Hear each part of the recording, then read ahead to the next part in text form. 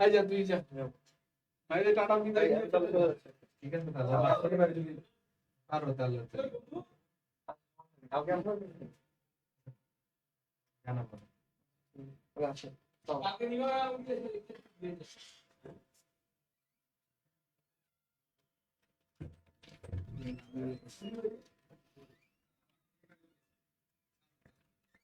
আচ্ছা দিয়ে দিছে না? আচ্ছা সুপ্রিয় শিক্ষার্থীবৃন্দ, সবাইকে আজকের বিশেষ লাইভ ক্লাসে স্বাগতম জানাচ্ছি। আমরা গুটি গুটি পায়ে অনেকগুলো ক্লাস করে ফেলছি। আমাদের আজকে প্রায় বায়োলজির 5 নম্বর লেকচার, ওদিকে আমাদের এই ইউনিটে প্রায় 13টা ক্লাস করে ফেলছি আমরা ওখানে। সো আমরা দেরি না করে আমরা আজকের ক্লাসে সবাইকে স্বাগতম জানিয়ে শুরু করতে যাচ্ছি। যদিও আমার গলার ভয়েসটা একটু দেখতেছেন আপনারা, একটু খুবই বাজে অবস্থা, গলাটা একদমই ভেঙে গেছে। সো আপনাদের কাছে প্রথমেই জানাচ্ছি, কথা ক্লিয়ারলি বোঝা যায় কিনা একটু আমাদেরকে জানান, তারপর আমরা ক্লাস শুরু করব। আপনারা জয়েন্ট হয়ে যান ক্লাসে, সবাই গুটি গুটি পায়ে জয়েন্ট হয়ে যান তো।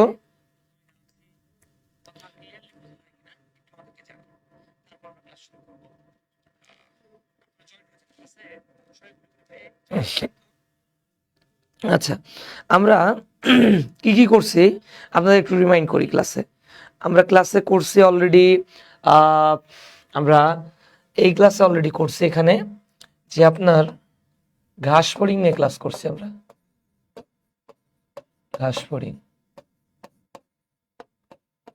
তারপর আমরা ক্লাস করছি, আমরা এখানে আরো ক্লাস করছি হচ্ছে আপনার রক্ত নিয়ে ক্লাস করছি, শোষণ নিয়ে ক্লাস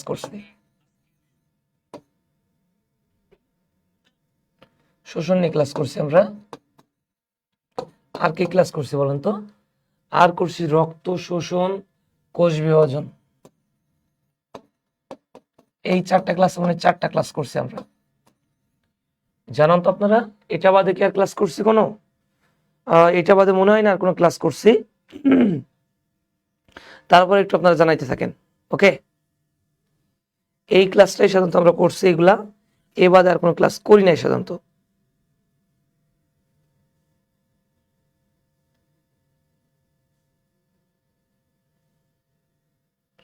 আচ্ছা, আসেন এরপরে আমরা এখানে আর কি কি করব সেটা একটু দেখি। আমরা আজকে ক্লাস করব, আজকে বিশেষ আর একটা গুরুত্বপূর্ণ ক্লাস আছে আমাদের। যেহেতু রক্ত হয়ে গেছে, শোষণ হয়ে গেছে, কোষ বিভাজন হয়ে গেছে, ঘাস ফড়িংও হয়ে গেছে, আমরা এখান থেকে তাই আর কি করতে পারি একটু বলেন তো? আজকে আলোচনা করব আমরা কোষ ও কোষের গঠন নিয়ে।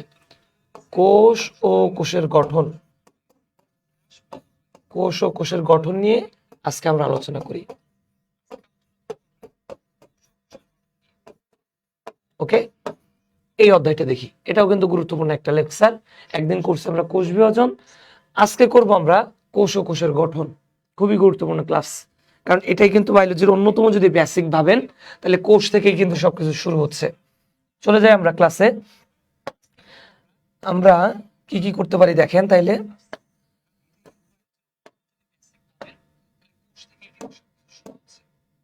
আচ্ছা আসেন, টোটাল টপিকের নাম দিচ্ছি আমরা কোষ ও কোষের গঠন।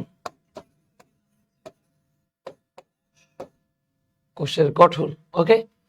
এই অধ্যায়ে পড়তে গেলে প্রথমে আমাদের পড়তে হবে সেল নিয়ে, যেটা আমরা অলরেডি করে ফেলছি। তারপর আমি একটু যদি বলে দিই, পৃথিবীতে প্রথম সেল সম্পর্কে ধারণা দিয়েছিলেন কে বলেন তো? প্রথম সেল সম্পর্কে ধারণা দিয়েছিলেন রবার্ট হুক বলে একজন বিজ্ঞানী। রবার্ট হুক একটা বই লিখছিলেন, বইয়ের নাম হচ্ছে মাইক্রোগ্রাফিয়া। রবার্ট হুক যে বই লিখছিলেন, বইয়ের নাম কি বলেন তো আপনারা? মাইক্রোগ্রাফিয়া বই। এই মাইক্রোগ্রাফিয়া বইতে তিনি প্রথম বলছিলেন সেল মানে হচ্ছে একটা ক্ষুদ্র প্রকোষ্ঠ। সেল মানে কি বলেন তো? ক্ষুদ্র প্রকোষ্ঠ। সেল মানে হচ্ছে ক্ষুদ্র প্রকোষ্ঠ, ওকে? অথবা তিনি আরো কথা বলছিলেন, সেল মানে একটা স্মল রুম। পরীক্ষায় দিবে, রবার্ট হুকের মতে সেল বলতে নিচের কোনটিকে বোঝায়? সেল বলতে নিচের কোনটিকে বোঝায়? আপনাকে জানতে হবে কোনটা বোঝায়। এই যে ক্ষুদ্র প্রকোষ্ঠকে বোঝায়, এটা মাথায় রাখতে হবে, ওকে? আচ্ছা, এরপরে অনেক বছর পরে লোইওসিকেভিস পারফেক্ট একটা সংজ্ঞা দেয় সেলের। লোইওসিকেভিস,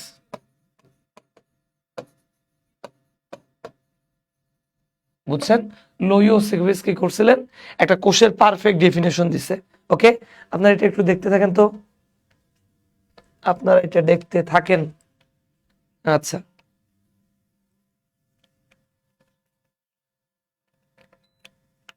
আচ্ছা, এরপরে কি দেখবো আমরা? দেখেন, এরপরে আমরা বলবো লোইসিকেভিচ যে সংজ্ঞা দিছিলেন সেই সংজ্ঞা থেকে আমরা পড়েছি যে কোষের ভিতরে কি থাকবে? মরুলা। কি থাকবে বলুন তো? মরুলা থাকবে, ব্লাস্টুলা, ব্লাস্টুলা, তারপর থাকবে এখানে গ্যাস্ট্রুলা, গ্যাস্ট্রুলা। এই প্রত্যেকটা টার্ম আপনাকে জানতে হবে at any how, at any cost, যে করেই হোক এই প্রত্যেকটা ইম্পর্টেন্ট টার্ম আপনাকে আগে জানতে হবে। দেখেন, আপনারা জানেন মরুলা ধাপে এসে, মরুলা ধাপে যখন আমরা যাই তখন কোষের সংখ্যা হয় 32টি। কতটি? 32টি। আচ্ছা, ব্লাস্টুলা ধাপ মানে কি? ব্লাস্টুলা ধাপে কোষের সংখ্যা হবে, ব্লাস্টুলা ধাপে কোষের সংখ্যা হবে অনেকগুলো, অসীম, অনেকগুলো কোষ হবে। আচ্ছা, যখন গ্যাস্ট্রোলা ধাপে যাব আমরা, গ্যাস্ট্রোলা ধাপে কোষের সংখ্যা হবে, এখানে আর কোষ আমরা বলবো না, এই ধাপে আমাদের অঙ্গের সূচনা হবে। কি হবে বলুন তো? অঙ্গের সূচনা। এই ধাপে অঙ্গের সূচনা হবে, এটা মাথায় রাখেন। ওকে, আচ্ছা, এরপরে আমরা পরের স্লাইডে যদি যেয়ে থাকি, এখান থেকে আর কি কি আলোচনা করব আমরা?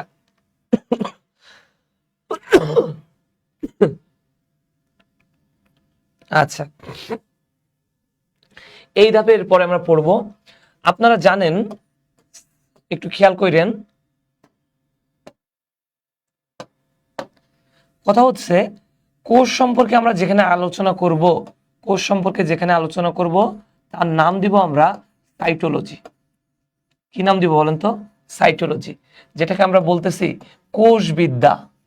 সেল সম্পর্কে যেখানে আলোচনা করা হয় তার নাম হচ্ছে সাইটোলজি, বা এটাকে আমরা কি বলি? কোষবিদ্যা বলে থাকি। ওকে, আচ্ছা, এই জায়গা থেকে একটা জিনিস জানতে হবে আপনাকে। কি জিনিস জানতে হবে? সেটা জানতে হবে আপনাকে, দেখেন, সেটাকে আপনাকে জানতে হবে যে কি জানতে হবে, খেয়াল করেন একটু। এখানে বলতে হবে কোষবিদ্যার জনককে। আপনাকে জানতে হবে যে কোষবিদ্যার জনককে। কোষবিদ্যার জনক, কোষবিদ্যার জনকের নাম আপনারা জানেন সবাই, যে কোষবিদ্যার জনকের নাম হচ্ছে রবার্ট হুক।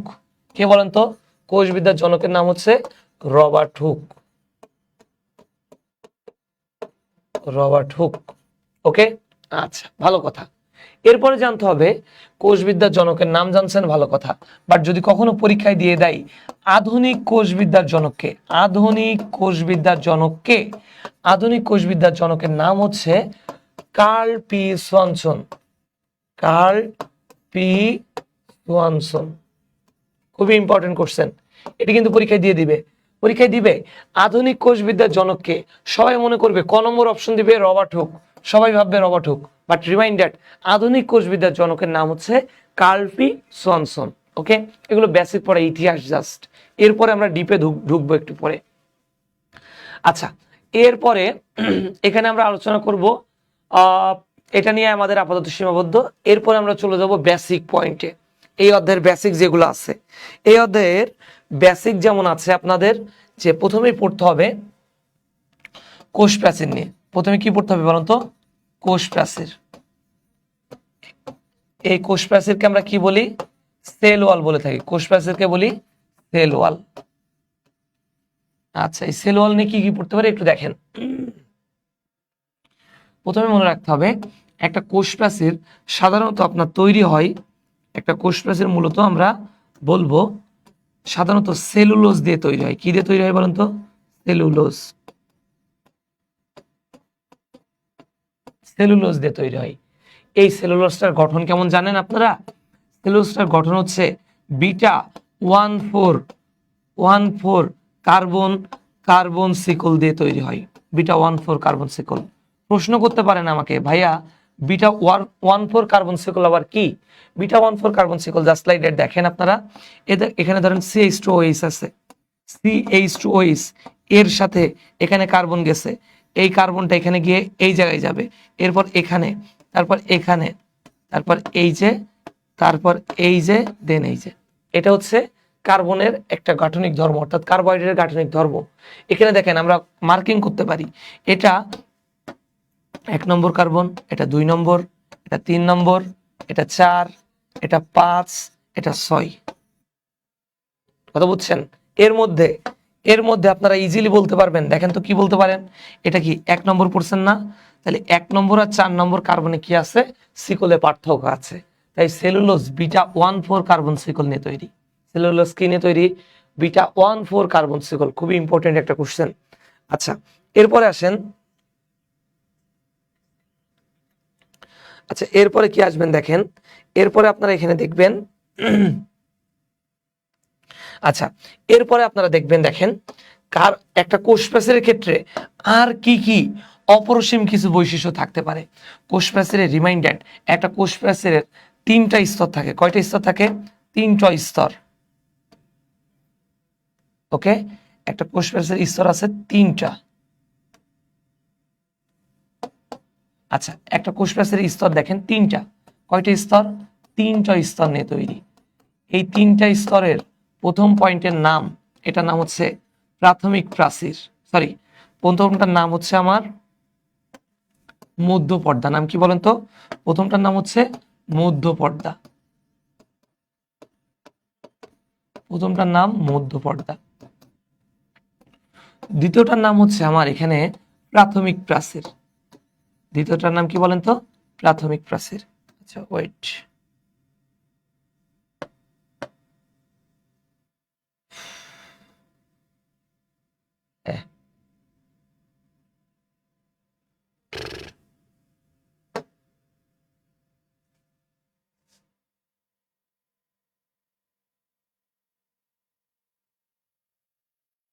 আচ্ছা এটার নাম কি? প্রাথমিক প্রাচীর। দ্বিতীয়টার নাম হচ্ছে আমাদের প্রাথমিক প্রাচীর, খেয়াল করেন। আচ্ছা 3 নম্বরটার নাম হচ্ছে এখানে সেকেন্ডারি প্রাচীর। 3 নম্বরটার নাম কি? সেকেন্ডারি প্রাচীর। এগুলো আমাদেরকে জানতে হবে।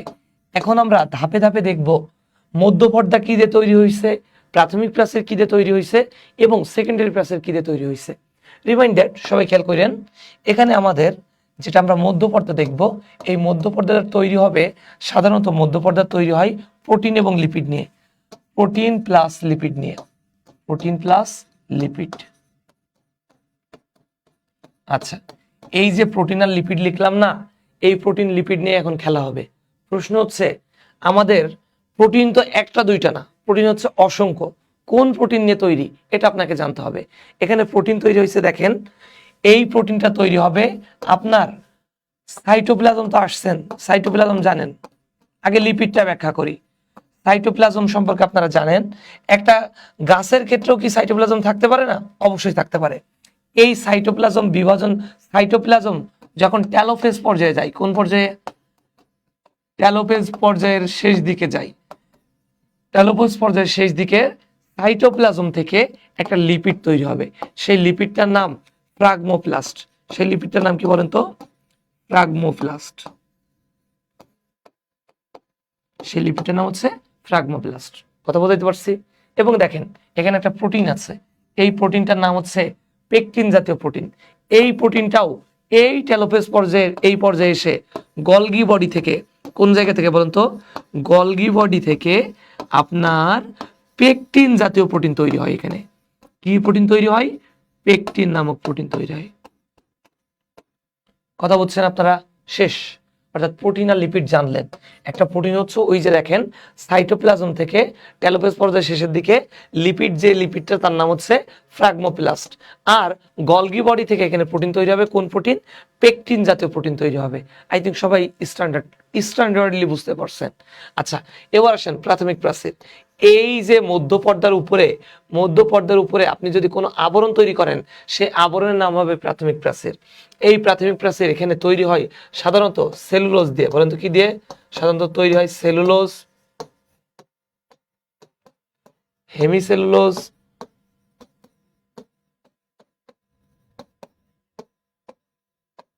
হেমিসেলুলোজ, সেলুলোজ, হেমিসেলুলোজ, এই দুইটা জিনিস। তা বাদে আর একটা জিনিস থাকবে, তার নাম হচ্ছে আপনার গ্লাইকোপ্রোটিন। তার নাম কি থাকবে বলুন তো? গ্লাইকোপ্রোটিন। গ্লাইকোপ্রোটিন কথা বুঝাইতে পারছি? প্রাথমিক ক্লাসে এগুলো থাকবে, সেলুলোজ, হেমিসেলুলোজ আর কি গ্লাইকোপ্রোটিন থাকবে। আচ্ছা, ডান। এরপরে দেখেন, আপনারা অনেকে কোশ্চেন করতে পারেন, ভাইয়া সেলুলোজ আপনি একটু আগে বলছেন সেলুলোজ বিটা 1,4 কার্বন সিকল নিয়ে তৈরি, হেমিসেলুলোজ কি? যারা গতকালকে সলভ ক্লাস করছেন, লাইভ সলভ ক্লাস, তারা অটোমেটিক্যালি বলতে পারবেন। হেমিসেলুলোজ মানে ডাইরেক্টলি বলতে পারেন সেলুলোজের অর্ধেক, অর্থাৎ হেমি মানে অর্ধ, অর্থাৎ সেলুলোজের অর্ধেক। শেষ। এবার আসেন, এখানে আসেন সেকেন্ডারি প্রাচীর। সেকেন্ডারি প্রাচীর এখানে থাকবে কি দেখেন, সেকেন্ডারি প্রাচীরে সাধারণত থাকবে আপনার সেকেন্ডারি এখানে প্রাচীর এখানে থাকবে কি দেখেন, সেকেন্ডারি প্রাচীর থাকবে সেলুলোজ থাকবে, অবশ্যই সেলুলোজ থাকবে। সেলুলোজের সাথে এখানে থাকবে আর লিগনিন। কি থাকবে বলেন তো? সেলুলোজের সাথে এখানে থাকবে লিগনিন জাতীয় protein, lignin, lignin, pectin, lignin, pectin, suberin, lignin, pectin, suberin এবং ওয়াক্স, লিগনিন, পেকটিন, সুবেরিন এবং ওয়াক্স ইটসেট্রা। এইগুলো থাকবে আপনার হচ্ছে এই সেকেন্ডারি প্রাচীরে। কথা বলছেন সবাই? সেকেন্ডারি প্রাচীরে এইগুলা থাকবে। কথা আর একটা কথা বলে যাই, এই মধ্যপর্দার উপরে যখন প্রাথমিক প্রাচীর তৈরি হয়, এটা দৈর্ঘ্য হবে 1 থেকে 3 মাইক্রোমিটার, আর সেকেন্ডারি প্রাচীরের দৈর্ঘ্য হবে 5 থেকে 10 মাইক্রোমিটার, 5 থেকে 10 মাইক্রোমিটার। কথা বলছেন সবাই? শেষ। এখন সব থেকে বড় কথা, অনেকের মনে কোশ্চেন হইতে পারে, ভাইয়া এই ওয়াক্সটা কি? ওয়াক্স মানে হচ্ছে মোম। ওয়াক্স মানে কি বলেন তো? মোম। আই থিঙ্ক বুঝছেন, ওয়াক্স মানে হচ্ছে মোম। শেষ। আচ্ছা, lignin, pectin, suberin, wax et cetera পাইছেন। এই সেকেন্ডারি প্রাচীরের পরে, সেকেন্ডারি প্রাচীরের পরে কখনো কখনো আর একটা প্রাচীর তৈরি হয়, সেই প্রাচীরের নাম টারশিয়ারি প্রাচীর। তার নাম কি বলেন তো? টারশিয়ারি প্রাচীর।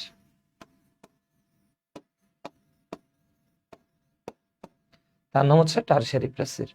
এই টারশিয়ারি প্রাচীর সাধারণত সব উদ্ভিদে থাকে না, শুধুমাত্র ভাজক কোষের ক্ষেত্রে, যেসব উদ্ভিদের ক্ষেত্রে ভাজক কোষ দেখা যায়, এই ভাজক কোষের ক্ষেত্রে আপনার টারশিয়ারি প্রাচীর থাকবে। কি থাকবে? ভাজক কোষের ক্ষেত্রে টারশিয়ারি প্রাচীর থাকবে। আই থিঙ্ক সবাই বুঝছেন এই পর্যন্ত।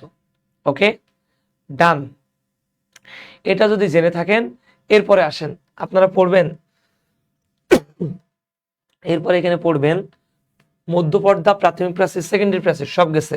এরপর কি আছে? টারশিয়ারি প্রাচীর, এটাও গেছে। এবার আপনারা পড়বেন এখানে আর কি কি রাসায়নিক গঠন আছে, একটা কোষ প্রাচীরের ক্ষেত্রে আর কি কি রাসায়নিক গঠন আছে। দেখেন, কোষ প্রাচীর নিয়ে হিউজ পড়ালেখা করা যায়। তারপরে আপনারা এখানে পড়বেন আর, যেমন এখানে আপনার ধরেন এই একটা জায়গা, এই পাশে আর একটা জায়গা, এই দুই জায়গায় কোষ আছে। কি আসছে? কোষ। এখানেও কি আছে? কোষ আছে। দুইটা কোষের মধ্যবর্তী এই জায়গাটা, মধ্যবর্তী এই জায়গায় কোষ আছে, এই জায়গায় কোষ আছে, মধ্যবর্তী এই জায়গাটাকে বলা হয়, মধ্যবর্তী এই জায়গাটাকে বলা হয় মধ্যপর্দা। কি বলা হয় বলেন তো? মধ্যপর্দা। বাট এই মধ্যপর্দার অবস্থানের কারণে কখনো কখনো এই কোষের ভিতরে এমন ফাঁকা ফাঁকা জায়গা দেখা যায়। কি দেখা যায় বলেন তো? ফাঁকা ফাঁকা জায়গা। তখন এই কোষটাকে ডাকা হয় কূপ এলাকা নামে। কি নামে ডাকানো হয়? কূপ এলাকা নামে। যখন কূপ এলাকা দুই জায়গায় থাকবে, কোন জায়গায়? দুই জায়গায় কূপ এলাকা থাকবে, তখন আপনি এই মধ্যপর্দাকে আর আলাদা করে মধ্যপর্দা নামে ডাকতে পারবেন না। তখন এর নাম হয়ে যাবে পিট মেমব্রেন। এর নাম হয়ে যাবে কি বলেন তো? Pit membrane. কথা বলছেন? এর নাম হয়ে গেছে পিট মেমব্রেন। আই থিঙ্ক সবাই ইজিলি বুঝতে পারছেন। তখন এর নাম হয়ে গেছে কি বলেন তো? Pit membrane. আচ্ছা, ভালো কথা। এবার আসেন একটা কোষ প্রাচীরের সূক্ষ্ম গঠন দেখবো আমরা। কোষ প্রাচীরের সূক্ষ্ম গঠনে কি কি থাকতে পারে সেটা আমরা এখন একটু লক্ষ্য করব। কোষ প্রাচীরের সূক্ষ্ম গঠনে প্রথমেই মনে রাখতে হবে, কোষ প্রাচীর দেখেন, এটা পড়তে গেলে আপনাকে বেশ কিছু জিনিস আগে চিত্র দেখতে হবে। চিত্রটা কেমন হয় দেখেন। ধরেন জাস্ট লাইক দ্যাট আমি একটা গলার চেন আঁকতেছি, গলার চেন, মেয়েরা যে গলার চেন পরেন ওই ধরনের চেন আঁকতেছি আমি এখন। দেখেন এই ধরনের একটা চেন, তা চেনের ক্ষেত্রে প্রত্যেকটা যে ঘাট থাকে না, সবাই লক্ষ্য করেন, চেনের ক্ষেত্রে প্রত্যেকটা যে ঘাট, এই ঘাটের ধরেন আপনি এখন নাম দিছেন, এই ঘাটের নাম দিছেন, এখন দেখেন তো কি ঘাটের নাম দিছেন সেলুলোজ, অর্থাৎ প্রত্যেকটা ঘাটে কি আছে, সেলুলোজ আছে। এখানেও আছে কি সেলুলোজ, এখানেও আছে কি সেলুলোজ, এখানেও সেলুলোজ, এখানেও সেলুলোজ, এখানেও সেলুলোজ। অসংখ্য সেলুলোজ নিয়ে, এইভাবে অসংখ্য সেলুলোজ নিয়ে একসাথে তৈরি করবে সেলুলোজ চেন। কি তৈরি করে, সেলুলোজ চেন তৈরি করে। খুবই ইম্পর্টেন্ট, পরীক্ষায় কিন্তু বুঝবেন না, পরীক্ষায় আসলে জিন্দেগিতেও পারবেন না, শিওর থাকেন। অসংখ্য দেখেন একটা চেনের ক্ষেত্রে প্রত্যেকটা যে ঘাট আছে, এই ঘাটের নাম দিচ্ছেন আপনি সেলুলোজ, এই যে সেলুলোজ। অসংখ্য এমন ঘাট নিয়ে কি হয়, একটা চেন তৈরি হয়, তা ঘাটে কি অবস্থান করতেছে, সেলুলোজ, তাই নাম দিচ্ছেন আপনি এটার নাম সেলুলোজ চেন। আচ্ছা, এরপরে দেখেন এখানে আছে এই সেলুলোজ চেনের পরে এখানে কি আছে দেখেন, এই সেলুলোজ চেনের পরে আমরা আবার বলতেছি যদি এমন একটা চেন তৈরি হয়েছে, কি দিয়ে বলেন তো, একটা চেন তৈরি হইলো এমন এক থেকে 3000, এমন 1 থেকে 3000 সেলুলোজ নিয়ে তৈরি করছে সেলুলোজ চেন। এবার আসেন, এমন একটা চেন হয়েছে 1 থেকে 3000 সেলুলোজ নিয়ে, যদি 100টা চেন এমনি একসাথে হয়, একটার পর একটা চেন আপনার সিকল তৈরি করছে, 100টা সেলুলোজ চেন একসাথে তৈরি করে ক্রিস্টালাইন মাইসেলি। কি তৈরি করে বলেন তো, ক্রিস্টালাইন মাইসেলি, ক্রিস্টালাইন মাইসেলি তৈরি করছে। কথা বুঝাইতে পারছি? এবার এমন দেখেন, তাহলে কয়টা সেলুলোজ চেন নিয়ে, 100টা। এবার আবার দেখেন আপনি যদি কোনো কারণে 20টা ক্রিস্টালাইন মাইসেলি একসাথে করেন, 20টা ক্রিস্টালাইন মাইসেলি একসাথে করছেন, তখন তার নাম হবে মাইক্রোফাইব্রিল। তখন তার নাম হবে কি, মাইক্রোফাইব্রিল।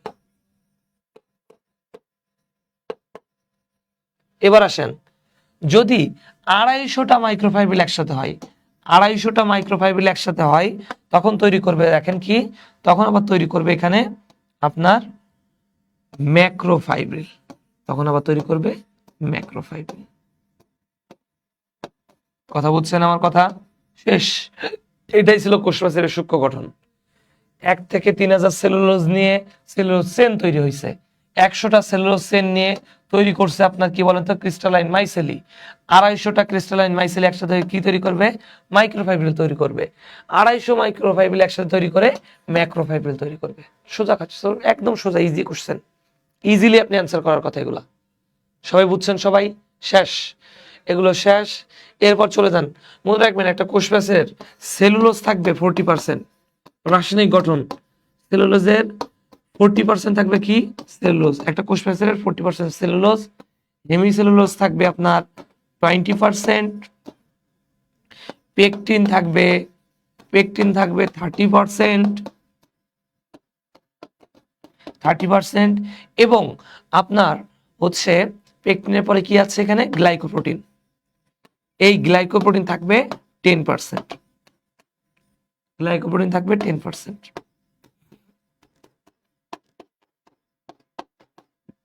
বুঝছেন? আই থিঙ্ক শেষ। সবাই একটু লক্ষ্য করেন তো, সবাই ইজিলি লক্ষ্য করেন, লক্ষ্য করলে বুঝতে পারবেন কে কে টোটাল লেকচার, টোটাল স্ট্রাকচারটা, একদম টোটাল সূক্ষ্ম গঠন, রাসায়নিক গঠন, সবাই কে কে বুঝছেন কমেন্টের মাধ্যমে জানান, কমেন্টের মাধ্যমে জানিয়ে দেন। যারা ক্লাস করতেছেন 2-3 জন যারা আছেন, টোটালি জানিয়ে দেন আগে বুঝছেন কিনা। টোটাল সূক্ষ্ম গঠন বোঝার কথা, টোটাল একটা কিভাবে কূপ এলাকা থেকে আপনার পিট মেমব্রেন তৈরি হচ্ছে, পিট পেয়ার তৈরি হচ্ছে বোঝার কথা। আবার একটা সূক্ষ্ম গঠনে কিভাবে একটা সেলুলোজ থেকে টোটাল ম্যাক্রোফাইব্রিল তৈরি হচ্ছে সেটাও বোঝার কথা। একটু জানান কমেন্টের মাধ্যমে, ব্যস্ত জানান, তারপর আমি নেক্সট টপিকে চলে যাব।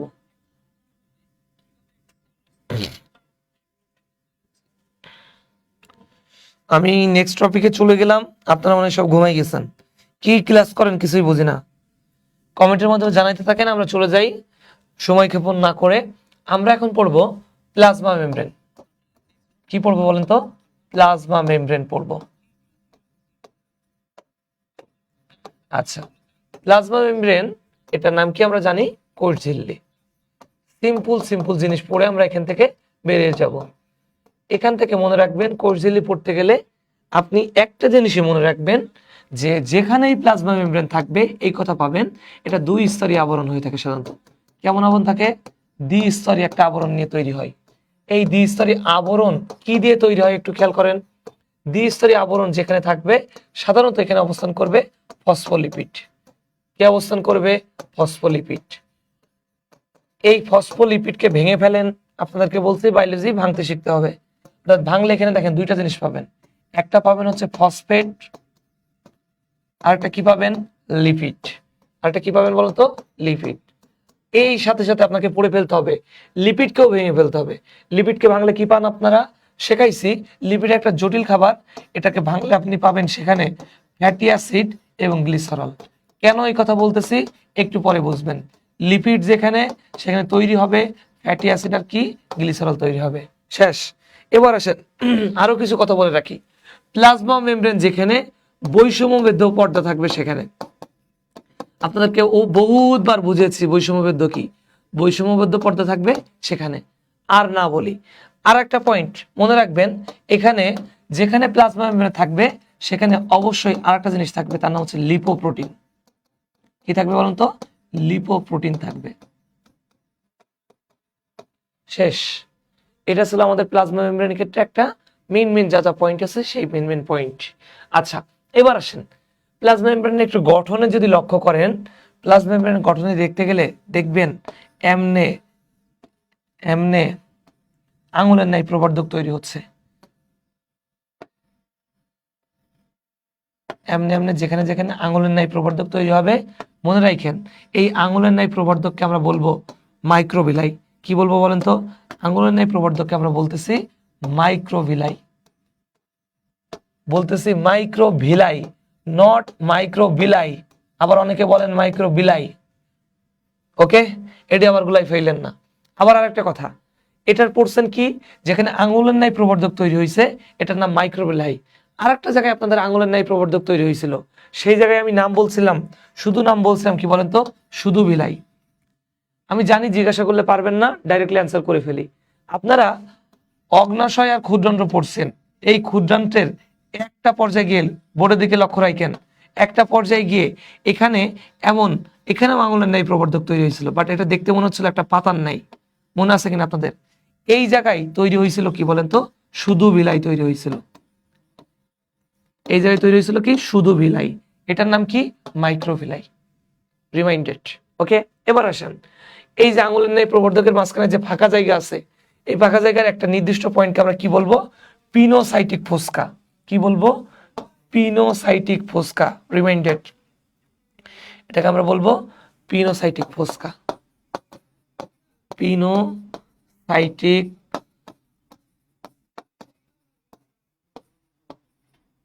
পিনোসাইটিক ফোস্কা। এটা ছিল আমাদের একটা মাইক্রোভিলের মোটামুটি একটা গঠন। নির্দিষ্ট পয়েন্টে আমরা এই পয়েন্ট বলতে পারি। আচ্ছা, এর মধ্যে প্লাজমা মেমব্রেন নিয়ে যেহেতু কথা বলে ফেলছি, আচ্ছা আপনাদের একটা পয়েন্ট বলি নাই, এই প্লাজমা মেমব্রেন কিন্তু ডাইরেক্টলি আমরা বলবো এরা প্রোটোপ্লাজমের অংশ। কার অংশ? প্রোটোপ্লাজমের অংশ। প্রোটোপ্লাজমকে সাধারণত 3 ভাগে ভাগ করতে পারি ইজিলি আমরা। একটার নাম প্লাজমা মেমব্রেন, একটার নাম হচ্ছে সাইটোপ্লাজম, আর একটার নাম হচ্ছে নিউক্লিয়াস। আর একটা নাম কি বলুন তো? নিউক্লিয়াস। শেষ। আমরা এখন প্লাজমা মেমব্রেনের আর একটা নির্দিষ্ট মডেল দেখব, যে মডেলটার নাম হচ্ছে ফ্লুইড মোজাইক মডেল। কি মডেল বলুন তো? ফ্লুইড মোজাইক মডেল নিয়ে আমরা এখন দেখব। আসেন আমরা এখন চলে যাচ্ছি ফ্লুইড মোজাইক মডেল। আমি চিত্র কিচ্ছু না গিয়ে সিম্পলি ফ্লুইড মোজাইক বোঝাই ফেলবো যদি মনোযোগ দিতে পারেন আপনারা। Fluid mosaic model.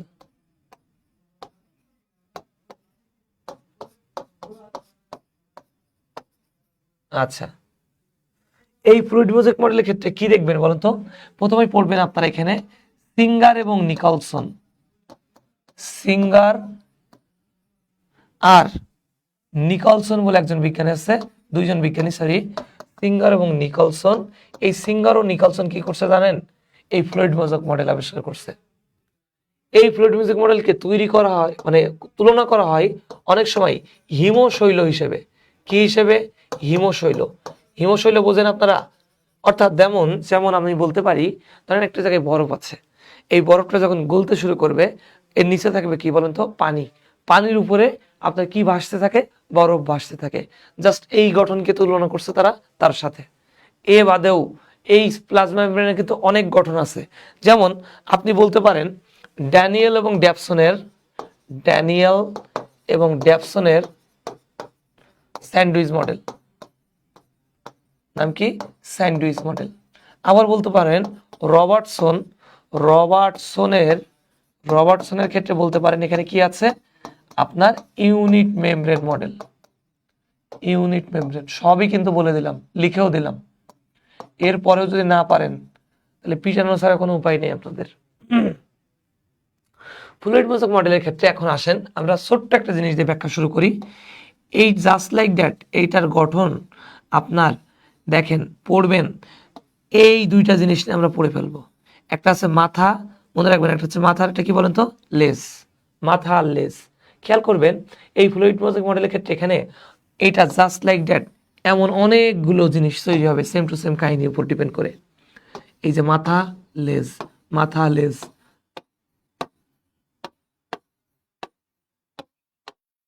জাস্ট এটা দিয়ে আমরা পড়ে ফেলবো, আর কিচ্ছু পড়া লাগবে না, জাস্ট মাথা লেজ। এখন দেখেন এটার উপর ডিপেন্ড করে আপনারা এখানে কি পড়বেন, এটার উপর ডিপেন্ড করে এখানে পড়তে আসবেন আপনারা জাস্ট এই মাথার উপরে লিখবেন। মাথা কয়টা বলেন তো?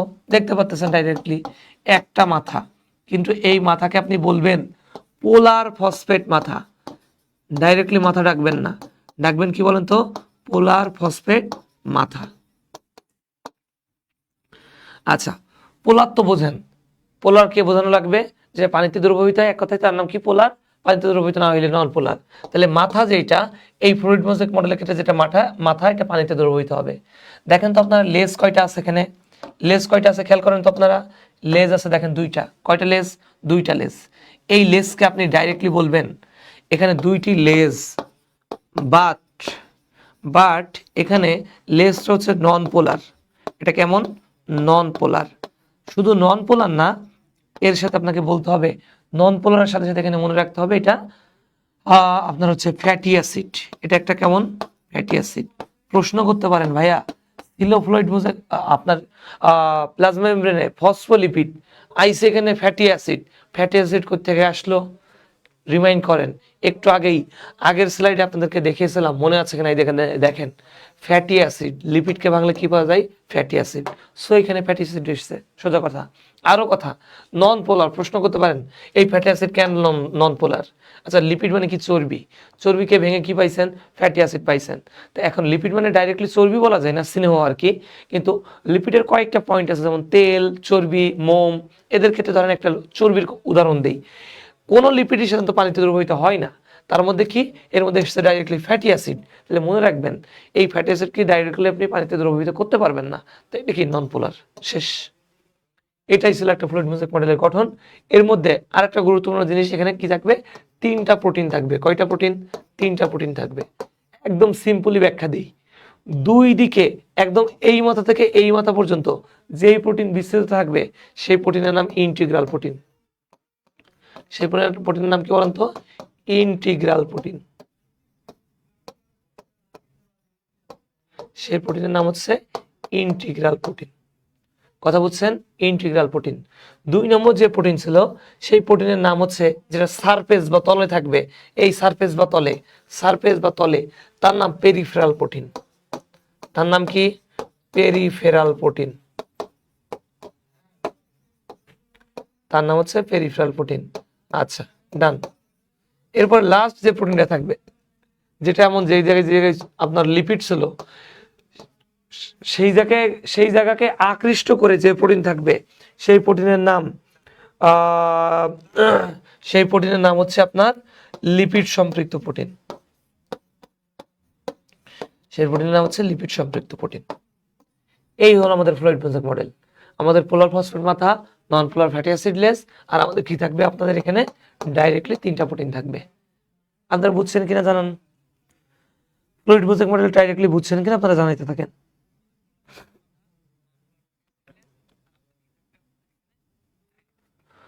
মোহাম্মদ রায়হান জানিয়েছেন আমরা তো সবাই আছি, সবাই মোটামুটি রেসপন্স করছি।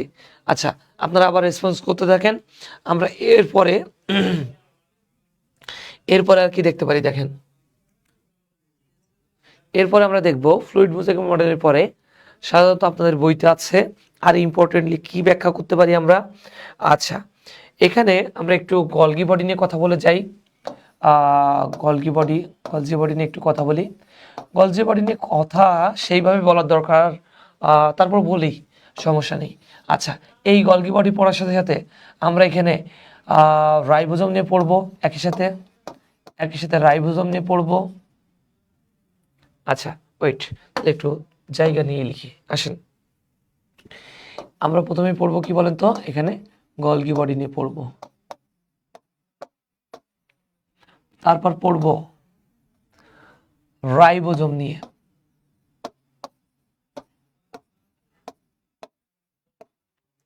তারপর পড়বো একই সাথে আমরা এন্ডোপ্লাজমিক রেটিকুলাম নিয়ে। কি নিয়ে বলেন তো, এন্ডোপ্লাজমিক রেটিকুলাম, এন্ডোপ্লাজমিক রেটিকুলাম নিয়ে পড়বো, ইম্পর্টেন্ট খুবই। আচ্ছা, গলগি বডি নিয়ে পড়তে গেলে আপনাকে মনে রাখতে হবে, গলগি বডি সম্পর্কে আপনাদের তেমন কোনো বেশি তথ্য দিব না, ইজিলি আপনারা জানেন এটাকে বলা হয় কি, আপনারা জানেন প্যাকেজিং কেন্দ্র, ডিকটায়াসম, ইডিওসম, লাইপোকন্ড্রিয়া, তারপর গলগি অ্যাপারেটাস, এইগুলো আপনাদের বাচ্চাদের পড়া, এগুলো নিজেরাই পড়তে পারেন। আচ্ছা, যদি বলতাই আপনারা জানেন ক্যামিলো গলগি বলে একজন বিজ্ঞানী ছিল, তিনি কি করছেন, বিড়াল ও পেঁচার নার্ভ নিয়ে গবেষণা করতেছে, অর্থাৎ স্নায়ু নিয়ে গবেষণা করতেছে। কি নিয়ে? স্নায়ু নিয়ে গবেষণা করছে। এই গবেষণাকালে কি তৈরি হয়েছে? গলগি বডি আবিষ্কার হয়েছে। আচ্ছা, অনেকের মনে করছেন যে অনেকেই জানেন না এখন হয়তো, গলগি বডি আসলে কোন জায়গা থেকে তৈরি হয়। এটা জানার জন্য আপনাকে আবার প্রথমে পড়তে হবে, এখানে আবার পড়তে হবে আপনার এন্ডোপ্লাজমিক রেটিকুলাম নিয়ে। এই জন্য প্রথমেই লিখছি এখানে 3টা পয়েন্ট একসাথে পড়বো। এন্ডোপ্লাজমিক রেটিকুলামকে দেখেন, আপনি জানেন এন্ডোপ্লাজমিক রেটিকুলাম 2 প্রকার। কয় প্রকার বলেন তো? 2 প্রকার। আচ্ছা, ওইগুলো যদি বলতে হয় তাও বলে দিই। এন্ডোপ্লাজমিক রেটিকুলামের কিন্তু 3টা অংশ থাকে, একটা সিস্টার্নি, ভেসিকলস, টিউবুলস, ওগুলো না বলি। মূলত 2টা ভাগে ভাগ করা যায় এটাকে। একটার নাম হচ্ছে মসৃণ অংশ, আর একটা হচ্ছে অমসৃণ অংশ। আর এটা কি বলেন তো? অমসৃণ অংশ। একটা মসৃণ আর একটা কি? অমসৃণ। মসৃণকে আপনি বলেন স্মুথ, মসৃণকে বলবেন স্মুথ, অমসৃণকে বলবেন রাফ। এইটা থেকে এটার সংক্ষিপ্ত ফর্ম দেখেন, এন্ডোপ্লাজমিক রেটিকুলামের সংক্ষিপ্ত ফর্ম হচ্ছে ER। কখনো কখনো এই সংক্ষিপ্ত আকারে মসৃণ এন্ডোপ্লাজমিক রেটিকুলামকে বলা হবে SER। অনেকেই জানেন না SER কি। SER এর পূর্ণরূপ হচ্ছে স্মুথ এন্ডোপ্লাজমিক রেটিকুলাম। আর অমসৃণকে আপনারা এইভাবে ডাকতে পারেন RER। এটার নাম হচ্ছে রাফ এন্ডোপ্লাজমিক রেটিকুলাম। এটা অনেকে পরীক্ষায় অনেক সময় অপশনে দিয়ে দেয়, তখন অনেকেই ঘাবড়ে যান, এটা আবার কি, এটা কিছুই না তেমন কিছু। এখন আসেন এই SER থেকে ইম্পর্টেন্ট, এবার যে কথা বলবো খুব ইম্পর্টেন্ট। SER অর্থাৎ স্মুথ এন্ডোপ্লাজমিক রেটিকুলাম থেকে গলগি বডি তৈরি হয়। কি তৈরি হয়? গলগি বডি তৈরি হয়। আর রাফ এন্ডোপ্লাজমিক রেটিকুলাম থেকে, ভয়াবহ ইম্পর্টেন্ট, রাফ এন্ডোপ্লাজমিক রেটিকুলাম থেকে আপনার রাইবোজোম তৈরি হয়। ভয়াবহ ইম্পর্টেন্ট, পরীক্ষায় এসে বসে আছে। এই গলগি বডি তৈরি হয়েছে কোন জায়গা থেকে? অলরেডি শিখছেন, অর্থাৎ SER থেকে। আচ্ছা,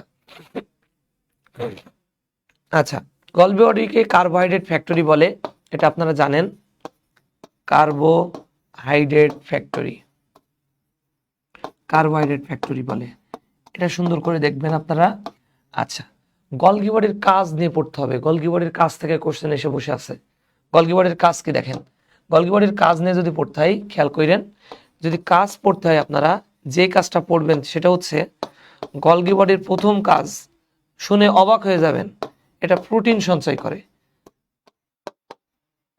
প্রশ্ন এসছে প্রোটিন সঞ্চয় করে কোনটি? ক নম্বর অপশনে আছে রাইবোজোম। 90% স্টুডেন্ট মারবেন কি? রাইবোজোম। অথচ প্রোটিন সঞ্চয় করে কারা বলেন তো? Golgi body. আচ্ছা, এটা আর একটা জিনিস করে থাকে, সেটা হচ্ছে আর একটা গুরুত্বপূর্ণ, শুক্রাণুর অ্যাক্রোসোম গঠন করে। শুক্রাণুর কি গঠন করে? অ্যাক্রোসোম। অনেকেই এক রসম কথাই জীবনে শোনেন নাই। শুক্রাণুর এক রসম মানে শুক্রাণুর মাথা, জাস্ট লিখে রেখেন এইটুক। আলাদা দিন আমরা মানুষ জন্য ধারাবাহিকতা পড়ার সময় বলবো শুক্রাণুর মাথা মানে কি, আপনার এক রসম। এটা তৈরি করতেছে কে? গলগি বডি তৈরি করতেছে। ওকে, এবার আসেন রাইবোজোম নিয়ে যদি পড়তে হয়, রাইবোজোমের ক্ষেত্রে প্রথম পড়বেন, রাইবোজোমের ক্ষেত্রে কোনো আবরণী নাই। রাইবোজোমের ক্ষেত্রে কি? কোনো আবরণী নাই। কথা বলতে পারছি আপনার ক্ষেত্রে কোনো আবরণী নাই। আচ্ছা, গতকালকে সলভ ক্লাসে কিন্তু আমরা এটা দেখছি কেন আবরণী নাই। রাইবোজোম তৈরি হয় কোন জায়গা থেকে? অলরেডি পড়ছেন, এটি তৈরি হয় আর থেকে। আচ্ছা, রাইবোজোম আবিষ্কার করছেন কে? Albert clot. রাইবোজোম আবিষ্কার করছে অ্যালবার্ট ক্লট বলে একজন বিজ্ঞানী আছে। তিনি কি করছেন? লিভার নিয়ে গবেষণাকালে তৈরি করে ফেলছে রাইবোজোম। ওকে, আচ্ছা, অ্যালবার্ট ক্লটের কথা বললাম। আচ্ছা, এরপরে এখানে কি পড়বেন দেখেন, এখানে আর পড়বেন আপনারা আমরা আর বলবো কি বলবো দেখেন, রাইবোজোম নিয়ে হিউজ পড়া কোনটি থেকে কোনটি বলি দেখেন। রাইবোজোমের ক্ষেত্রে এখানে আরেকটা ইম্পর্টেন্ট পয়েন্ট বলবেন যে রাইবোজোমের ক্ষেত্রে দুই ধরনের রাইবোজোম দেখা যায়, যেমন একটা 70S আর একটা কত এস? 80S। প্রোক্যারিওটিক হইলে আদি কোষ হইলে 70S, প্রকৃত কোষ হইলে কত এস? 80S। রাইবোজোমের 4টি স্থান লক্ষ্য করা যায়। কয়টি স্থান? 4টি স্থান। 4টি স্থান লক্ষ্য করা যায়। এই 4টি স্থানের নাম কেউই জানেন না, চ্যালেঞ্জ, কেউই জানেন না, ধরলে কেউ পারবেন না। একটার নাম পি স্থান, একটা নাম এ স্থান, একটা mRNA স্থান, একটা mRNA স্থান, আর একটা হচ্ছে ই স্থান। পরীক্ষায় এসছে পি স্থান বলতে কি বুঝো? পরীক্ষায় এসছে পি স্থান বলতে কি বুঝো? আপনারা লিখবেন ওর পরে এবং কিউ এর আগে যে স্থান দেখা যায় তার নাম পি স্থান, তাই তো লিখবেন নাকি? ও অক্ষরের পরে এবং কিউ অক্ষরের আগে যে স্থান তার নাম কি? পি স্থান। এই বাদে কেউ কিছু লিখতে পারবেন না, শিওর থাকেন। এখন আসেন শেখেন, পি স্থান ইজ দ্য মিনিং অফ পেপটাইডাল স্থান। অর্থাৎ রাইবোজোমের ক্ষেত্রে যেখানে পেপটাইড বন্ড থাকবে সেই জায়গায় কি আছে? পেপটাইডাল স্থান আছে। এবার আসেন এ স্থান, A is the meaning of aminoacyl. A is the meaning of কি? Aminoacyl. mRNA messenger RNA. mRNA মানে কি বলেন তো? Messenger RNA. ই মানে ইমিশন স্থান, ইমিশন বা নির্গমন স্থান। শেষ, আর কিছু জানা লাগবে না আপনার এখানে। আচ্ছা, এবার দেখেন 70S রাইবোজোম লিখছিলাম। এই 70S রাইবোজোমের ক্ষেত্রে এদের ক্ষেত্রে 52 প্রকারের প্রোটিন পাওয়া যায়, 52 প্রকারের প্রোটিন পাওয়া যায়। এবং এখানে আরএনএ থাকে 3টি আরএনএ। কয়টি আরএনএ থাকে? 3টি। 80S রাইবোজোমের ক্ষেত্রে এখানে 80 প্রকারের প্রোটিন পাওয়া যায়, 80 প্রকারের প্রোটিন। এবং এই 80 প্রকারের প্রোটিনের ক্ষেত্রে এখানে আরএনএ পাওয়া যাবে কয়টা বলেন তো? এখানে আপনার আরএনএ পাওয়া যাবে 4টি আরএনএ পাওয়া যাবে। কয়টি আরএনএ পাওয়া যায়? 4টি আরএনএ। ওকে, আচ্ছা, ডান। এন্ডোপ্লাজমিক রেটিকুলাম নিয়েও বলা শেষ আমাদের। Golgi body, ribosome, endoplasmic reticulum. এবার আসেন আমরা দেখব, আমরা নিউক্লিয়াস নিয়ে একটু দেখেন। কি নিয়ে পড়বো? নিউক্লিয়াস নিয়ে। নিউক্লিয়াস, নিউক্লিয়াসকে কি বলা হয়? নিউক্লিয়াসকে বলা হয় কোষের মস্তিষ্ক। নিউক্লিয়াসকে কি বলা হয় বলেন তো? কোষের মস্তিষ্ক।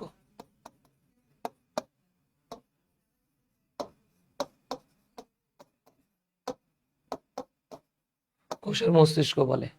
আচ্ছা, নিউক্লিয়াসকে কি বলে? কোষের মস্তিষ্ক, জানেন?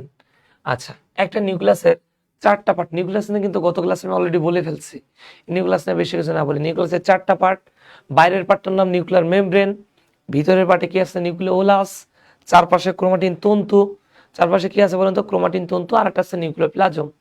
এ বাদে যেখানে যেখানে ফাঁকা ফাঁকা জায়গা ছিল ওটার নাম নিউক্লিয়ার পোর।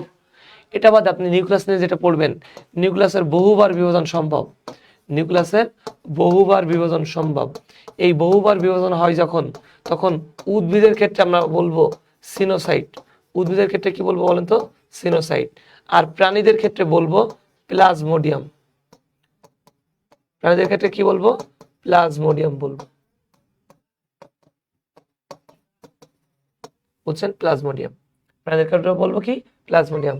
উদ্ভিদের ক্ষেত্রে আমরা বলছি সিনোসাইট, প্রাণীদের ক্ষেত্রে বলতেছি কি? প্লাজমোডিয়াম। এই জায়গায় একটা জিনিস পড়তে হবে, সিনোসাইট আর কার কার ক্ষেত্রে হয়। সিনোসাইট বিশেষ করে কিছু জিনিসের ক্ষেত্রে হয়, যেমন ভসেরিয়া। নাম কি? ভসেরিয়া। তারপর কি পড়বেন? বট্রিডিয়াম, ভসেরিয়া, বট্রিডিয়াম, এগুলোর ক্ষেত্রে কি হচ্ছে? সিনোসাইট হচ্ছে। এটা কি, এই ভসেরিয়া বট্রিডিয়াম কি বলতে পারবেন? এগুলো হচ্ছে অ্যালগি। এগুলো কি বলেন? অ্যালগি। এরপর আসেন, দেখেন এখানে আর কি দেখবেন, এরপরে দেখবেন আর একটা নাম আছে পেনিসিলিয়াম। এই পেনিসিলিয়ামের ক্ষেত্রে, এটার ক্ষেত্রেও কি হচ্ছে? নিউক্লিয়াসের বহুবার বিভাজন। পেনিসিলিয়াম কি? পেনিসিলিয়াম হচ্ছে একটা ছত্রাক। শেষ। আচ্ছা, এ বাদে এরপরে নিউক্লিয়াসের কাহিনীও গেল। নিউক্লিয়াসের কাহিনী পড়ার পরে আমরা এখানে আর কি পড়তে পারি বলেন?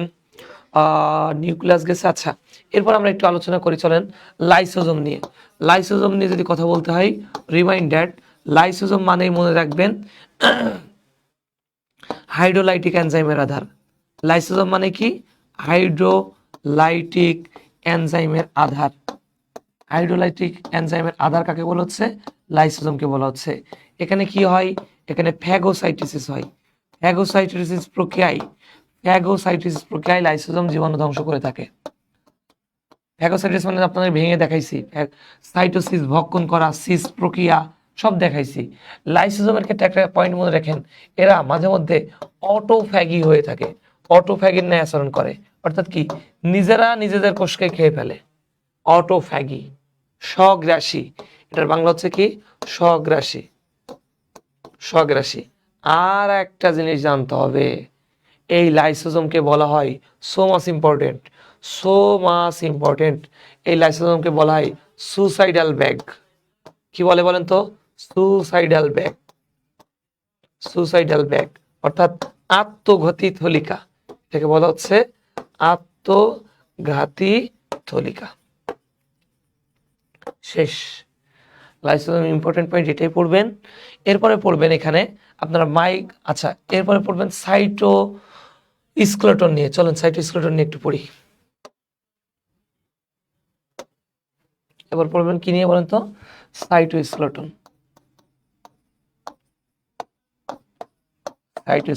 আপনাদেরকে শিখিয়েছি সাইটো মানে কি? কোষ। স্কেলেটন মানে কি? কঙ্কাল। এটাকে কি বলতে পারেন? কোষীয় কঙ্কাল বা কোষ কঙ্কাল। ওকে। সাইটোস্কেলেটনের ক্ষেত্রে মনে রাখবেন সাইটোস্কেলেটনের পার্ট আছে তিনটা। কয়টা পার্ট আছে? তিনটা। একটা নাম হচ্ছে মাইক্রোফিলামেন্ট। নাম কি? মাইক্রোফিলামেন্ট। একটা নাম হচ্ছে মাইক্রোটিউবিউলস। আর একটা নাম হচ্ছে মাইক্রোটিউবিউলস। থার্ড পয়েন্ট এটা পড়বেন ইন্টারমিডিয়েট ফিলামেন্ট। এখানে কি পড়বেন? Intermediate filament.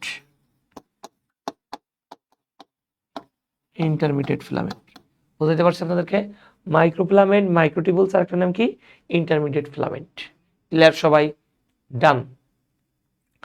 আচ্ছা, এটা যদি হয়ে থাকে, এখান থেকে একটা জিনিস মনে রাখবেন, স্কেলেটন সাধারণত সবসময় একটা বিশেষ জিনিস তৈরি করে থাকে, তার নাম হচ্ছে বিটা টিউবুলিন। তার নাম কি বলেন তো? বিটা টিউবুলিন জাতীয় প্রোটিন। এই বিটা টিউবুলিন থেকে আবার বিশেষ দুইটা প্রোটিন তৈরি হয়। সেই প্রোটিনটার নাম, একটার নাম হচ্ছে আপনার, একটার নাম অ্যাক্টিন প্রোটিন। একটা নাম কি? অ্যাক্টিন। একটা নাম অ্যাক্টিন, আর একটা নাম হচ্ছে মায়োসিন।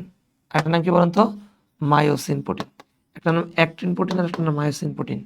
এইগুলা পেশিতে শক্তি হিসেবে কাজ করে, পেশির শক্তি দান করতে এইগুলো সাহায্য করে। আচ্ছা, একজন লিখেছেন ইফরাজান জেনেটিক কোড, আমি যাচ্ছি জেনেটিক কোডে, জাস্ট 2 মিনিটস। আচ্ছা, এবার দেখবেন গ্লাইঅক্সিজম। মনে রাখবেন গ্লাইঅক্সিজম যদি পড়তে হয় আপনাকে, গ্লাইঅক্সিজম পড়তে গেলে আপনাকে কি মনে রাখতে হবে?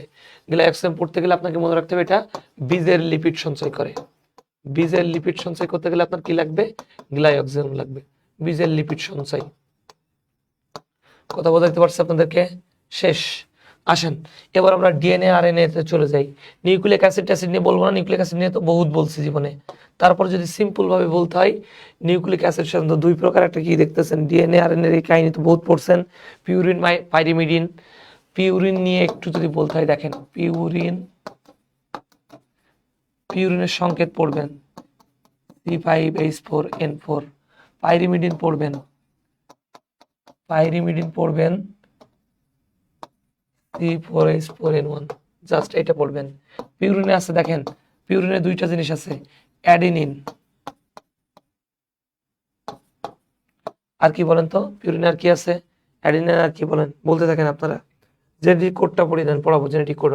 পিউরিন আর পাইরিমিডিন নিয়ে আপনারা সুন্দর করে একটা রিডিং দিবেন। এখানে এমন কোনো কাহিনী আসবে না যেটা আপনারা পারেন না। ইজি কোশ্চেন দিবে, এখান থেকে কোনো জটিল কোশ্চেন দিবে না। আচ্ছা, আপনাদেরকে পড়তে হবে ট্রান্সক্রিপশন কি, আর একটা হচ্ছে ট্রান্সলেশন কি। এটা পরীক্ষায় আসবে। ট্রান্সক্রিপশন কি আর ট্রান্সলেশন কি। আপনাদের যেহেতু এমসিকিউ, কিভাবে এমসিকিউ আসবে দেখেন, জাস্ট সংক্ষিপ্ত ফর্মে মনে রাখবেন, জিন্দেগিতে আসবে না। এটার জন্য কি কি কি কোন কোন ধাপে কিভাবে 3' কিভাবে খুলতেছে, 5' কিভাবে খুলতেছে, এগুলো আসবে না। দিবে ডাইরেক্টলি ডিএনএ থেকে আরএনএ তৈরির প্রক্রিয়ার নাম কি। ডিএনএ থেকে আরএনএ তৈরির প্রক্রিয়ার নাম হচ্ছে ট্রান্সক্রিপশন। এবার আসেন, যদি আপনাকে বলা হয় আরএনএ থেকে আপনি প্রোটিন তৈরি করবেন, কি তৈরি করবেন, আরএনএ থেকে প্রোটিন। আরএনএ থেকে প্রোটিন তৈরির প্রক্রিয়ার নাম ট্রান্সলেশন। আরএনএ থেকে প্রোটিন তৈরি করার নাম কি, ট্রান্সলেশন। এবার আসেন, কখনো কখনো দিবে আরএনএ থেকে কি ডিএনএ তৈরি করা যায়। হ্যাঁ, অবশ্যই তৈরি করা যায়। আরএনএ থেকে ডিএনএ তৈরি করার প্রক্রিয়ার নাম রিভার্স ট্রান্সক্রিপশন। নাম কি বলেন তো, রিভার্স ট্রান্সক্রিপশন। রিভার্স ট্রান্সক্রিপশন পরীক্ষায় সেগুলো বসে আছে, যেই জায়গায় পরীক্ষা দেন না কেন, এইগুলো থেকে একটা না একটা কোশ্চেন থাকবেই। আচ্ছা, জেনেটিক কোডন নিয়ে হিউজ পড়ালেখা আপনাদের। এখানে কি কি পড়বেন দেখেন। জেনেটিক কোডন বলতে কি বোঝাচ্ছে, আমাদের কি স্লাইড আন নাই না। আচ্ছা, white board should not be executed 10। আচ্ছা, এবার দেখেন, আমরা এটা ক্লিয়ার করে দিলাম। এটা থেকে ক্লিয়ার করার পর এখানে কি পড়বেন দেখেন। আপনারা জেনেটিক কোডন নিয়ে পড়তে গেলে জাস্ট মনে রাখবেন, জেনেটিক কোডন নিয়ে পড়তে গেলে কি কি পড়বেন দেখেন। হিউজ পড়ানো যায় জেনেটিক কোডন থেকে, বাট মনে রাখবেন জেনেটিক কোডন মানে কি, ওয়ান কাইন্ড অফ জিনের একটা গঠন। এই জায়গায় আপনার বডিতে বা আমার বডিতে জেনেটিক কোডন আছে 64টি। কতটি বলেন তো, 64টি। এই 64টির মধ্যে দেখেন, স্টার্ট কোডন জানতে হবে আপনার, স্টপ কোডন জানতে হবে। স্টার্ট কোডন আর একটা নাম কি, স্টপ কোডন। ওকে, স্টার্ট কোডন আর একটা নাম কি, স্টপ কোডন। স্টার্ট কোডনের নাম হচ্ছে AUG। আচ্ছা, প্রত্যেকটা জেনেটিক কোডন ইংরেজি 3টে অক্ষর নিয়ে তৈরি হয়েছে। AUG, কোথাও দেখবেন AUG, কোথাও দেখবেন UAA, কোথাও দেখবেন আপনার হচ্ছে UAA, UGA, এগুলো দেখবেন। What is the meaning of A মানে অ্যাডিনোসিন, ইউ মানে কি ইউরাসিল, জি মানে কি গুয়ানিন। বলছি ইংরেজি অক্ষর, কিন্তু ইংরেজি অক্ষর আবার ভেবে বসে থাকেন না, প্রত্যেকটার কিন্তু মিনিং আছে। আপনার বডিতে কোডন আছে কত, 64টি। তার মধ্যে দেখেন, তার মধ্যে আমরা বললাম স্টার্ট কোডন একটি, স্টপ কোডন 3টি। স্টপ কোডন কয়টি, 3টি। 3টা কি কি, UAA, UAG, আর হচ্ছে UGA। কথা বলছেন, UAA, UAG, আরটার নাম কি, UGA। এগুলো পড়তেই হবে আপনাকে,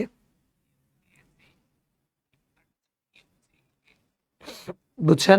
আচ্ছা, এবারে আপনাদের একটা শখ আছে জেনেটিক কোডন থেকে। আচ্ছা, কখনো কখনো একাধিক অ্যামাইনো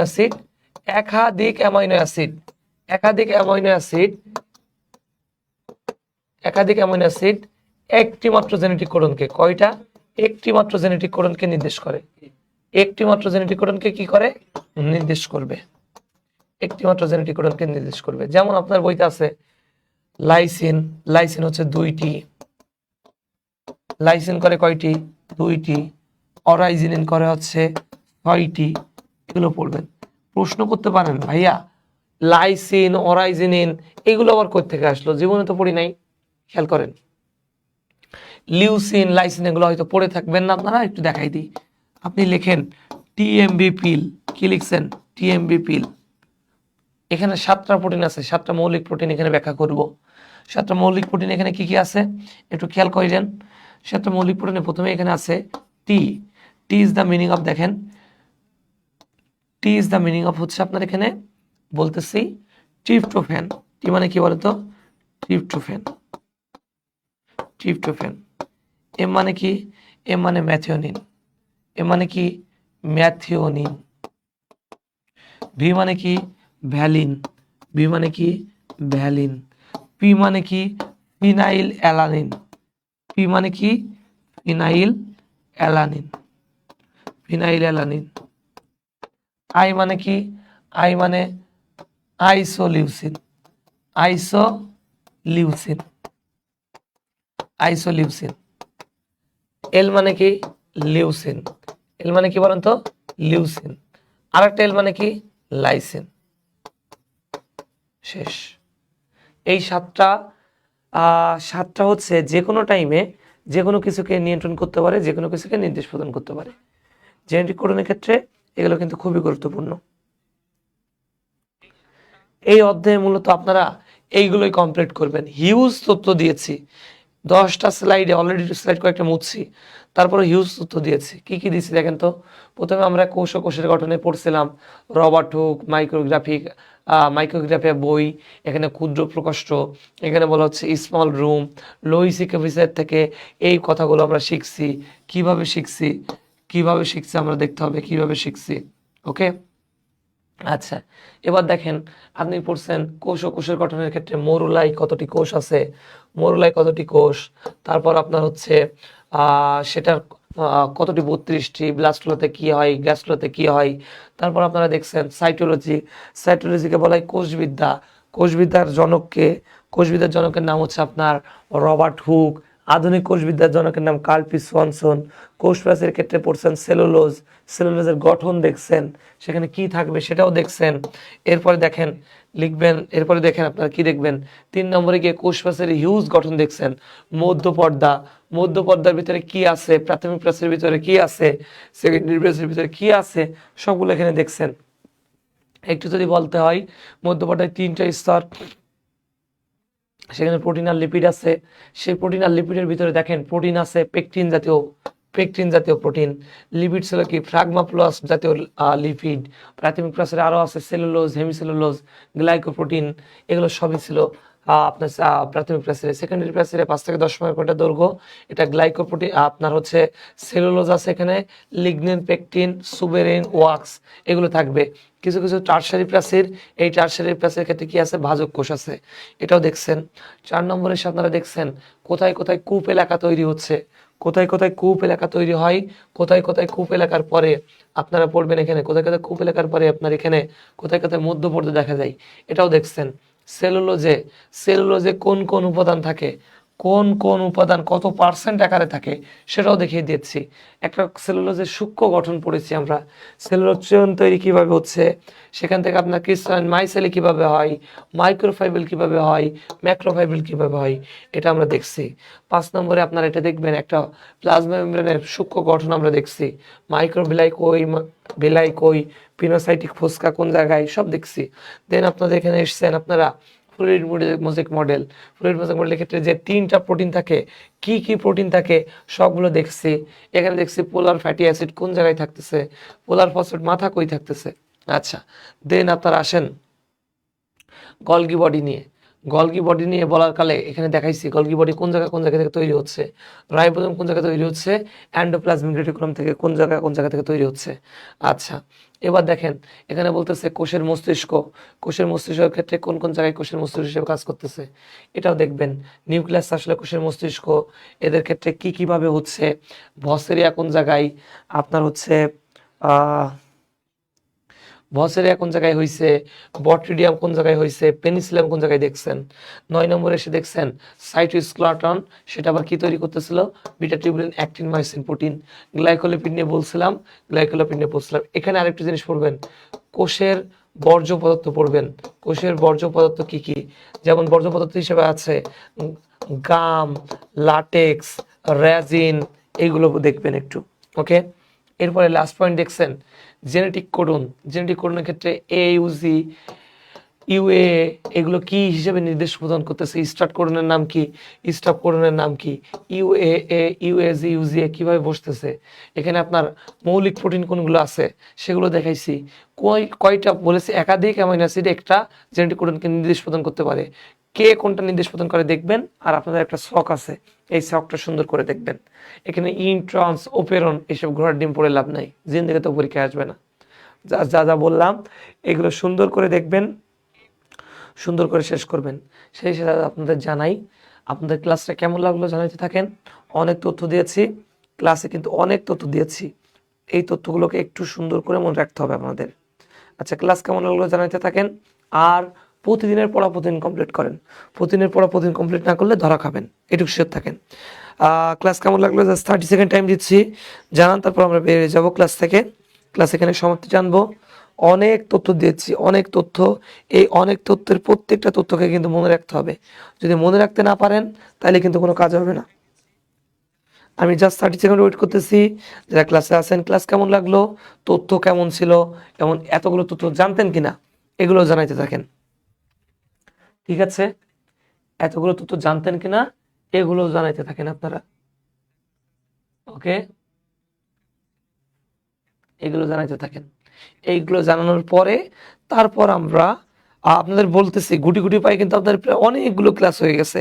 এই অনেকগুলো ক্লাস আপনারা যদি কমপ্লিট না করেন তাহলে ক্লাস করানোর কোনো মানে নেই। আপনার ক্লাস কমপ্লিট করাইতে মানে করতে হবে। যদি ক্লাস কমপ্লিট করতে পারেন তাইলে কিন্তু ইজিলি আপনি সবকিছু সব জায়গায় পরীক্ষাতে ভালো রেজাল্ট করতে পারবেন। যদি ক্লাস কমপ্লিট করতে না পারেন তাহলে কিন্তু পারবেন না।